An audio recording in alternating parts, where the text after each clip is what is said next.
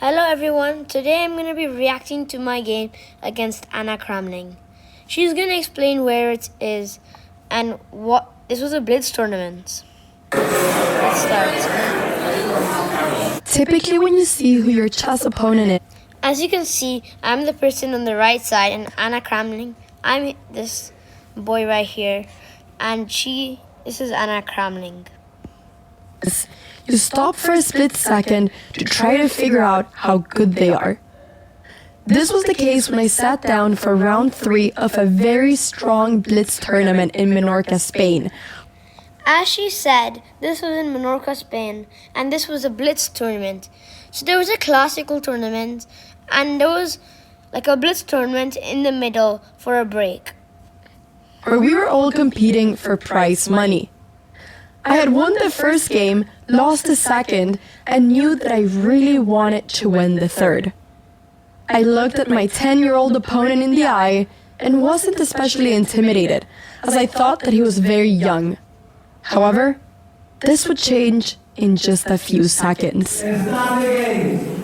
We shook hands, and he started the clock. I started with the move d4, and he played knight f6. I went c4. As you can see, I played the King's Indian. I play it sometimes, but I wouldn't say it's my main opening. And he played g6, and I realized that this was a King's Indian. One of the... And here, she played h3. It was not the main line, so I was kind of a little bit surprised, but I tried to act confident and just play logical moves. Favorite openings for me to play against. I played my h3 variation, where the idea is to prevent black's bishop from going to g4, and this is one of my mother's favorite lines. I was considering here what variation to enter. Should I play knight f3 or should I go bishop e3? I ended up playing bishop e3. The bishop. He played And e5 to try to struck in the center with e5. open up the center, but I simply played d5 and he developed his knight. I now played g4 with the idea that I'm going to just castle queenside and I'm going to create a lot of attack on black's kingside. And this is typically how the King's Indian works. Black tries to open up the center, white will try to attack the king, which is why I love playing against it, because if I attack the king and I'm faster, then I will checkmate the king. He played knight c5, now threatening my pawn on e4, and I had to do something. Here I attacked the pawn on e4, and she played, I believe she to defend it. Queen c2. I remember. She thought a little bit. I played queen c2, and he went a5. I played a5 because my knight's good on c5. It's attacking a pawn, and white wants to kick it out with b4. That's why I played a5, stopping b4. And so I now developed my knight as I wanted to bring it to g3. It was at this point that I realized that he knew a lot of theory.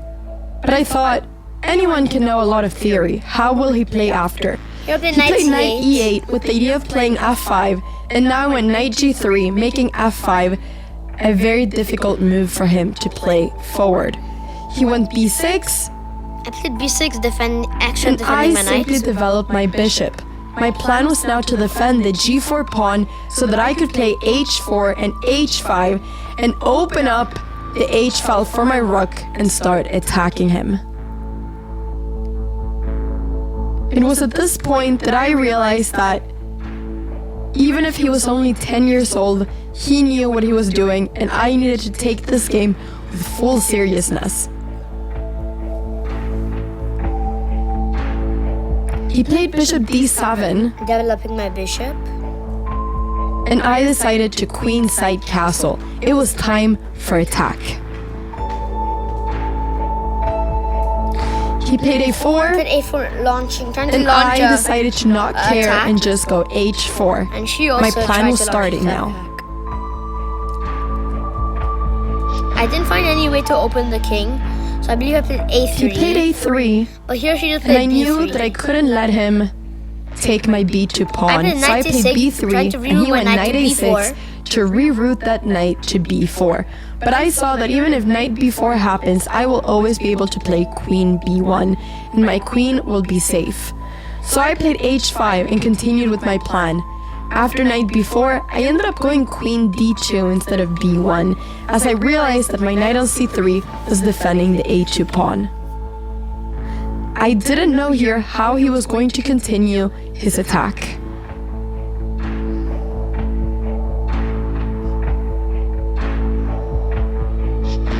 He played c6 to try to open up the center, and I had to make a decision.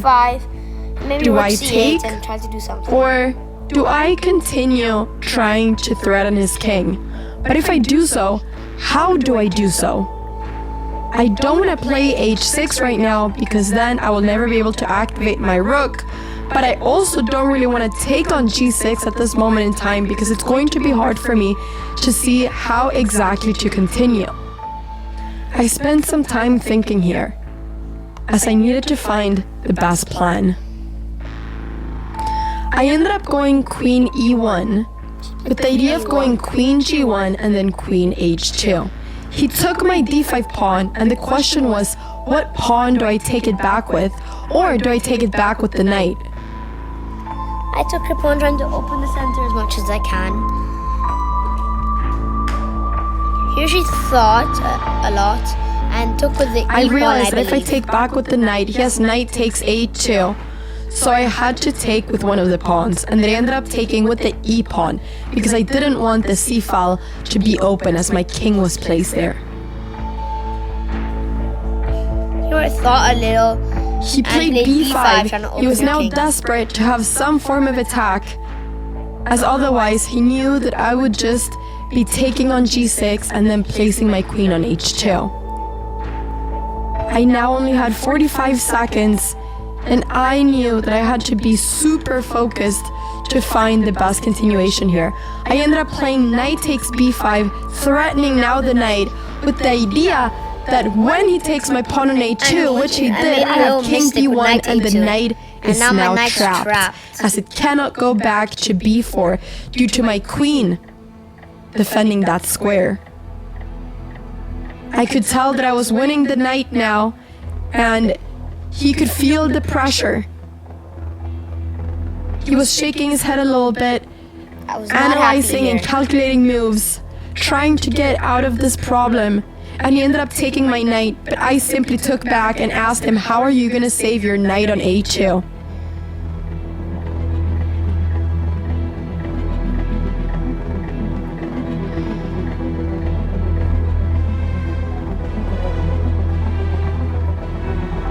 He was not going to. He played knight c3 check.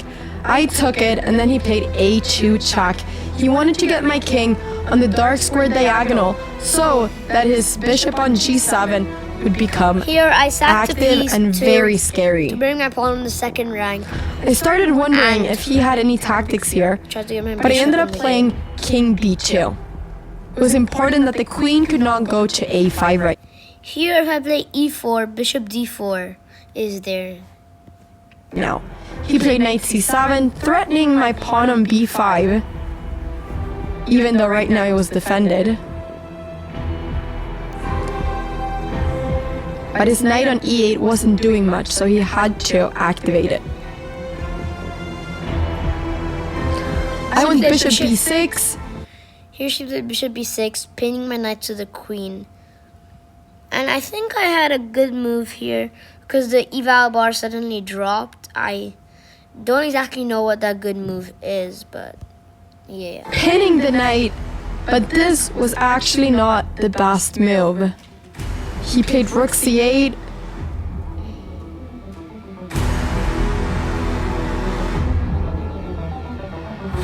I played rook c1.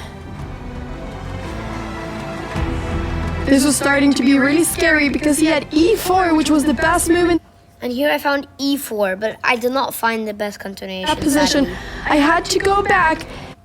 And here, if you see, after e4 and bishop Move in d4, that position. here I had knight takes b5, which was actually a really good move, and I would get into a good position after that, but I missed it sadly. I had to go back, and there he missed the move knight takes b5. Now, after he traded bishops, my position was amazing. I was a piece up, and he did not have any attack anymore. We started blitzing out the moves because we both had under 10 seconds, and I was just trying to checkmate him. I brought the bishop up, and now it was time for me to bring up the knight to go knight f6 check. And in this position, he was thinking, his time was ticking, and he stopped the clock.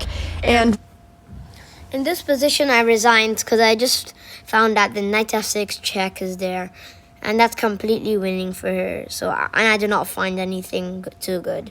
The eval bar also shows that white's completely winning. Neither did I find anything. Resigned. There was no way for him to prevent knight f6 check and then pretty much checkmate.